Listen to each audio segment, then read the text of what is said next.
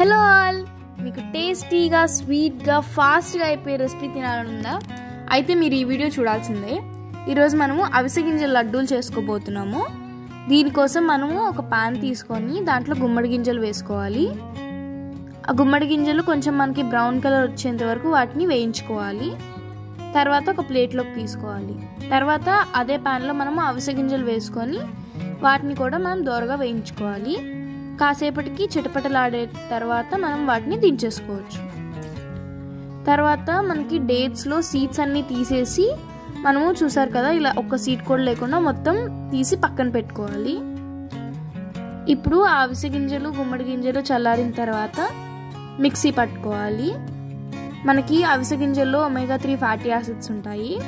పిల్లల బ్రెయిన్ డెవలప్మెంట్కి, హార్మోనల్ బ్యాలెన్స్కి చాలా హెల్ప్ అవుతుంది. అండ్ వెయిట్ లాస్కి కూడా చాలా హెల్ప్ అవుతుంది. చూసారా, ఇట్లా మనకి పౌడర్ లాగా చేసుకోవాలి. కొంచెం బరగ్గా చేసుకుంటే బాగుంటుంది, తినేటప్పుడు కొంచెం తగులుతూ ఉంటాయి మధ్యలో పప్పులు.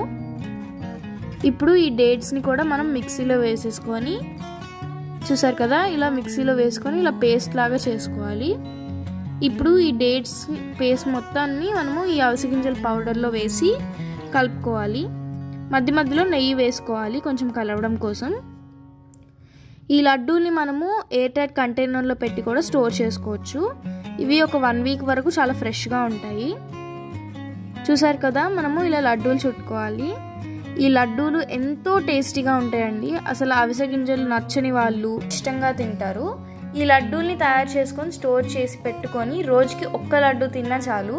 పిల్లల్లో మెదడు బాగా పనిచేస్తుంది. అలాగే పెద్దల్లో వెయిట్ మేనేజ్మెంట్ కూడా బాగా హెల్ప్ అవుతుంది. మీరు కూడా ట్రై చేసి కామెంట్లో పెట్టండి. And please subscribe. Thank you.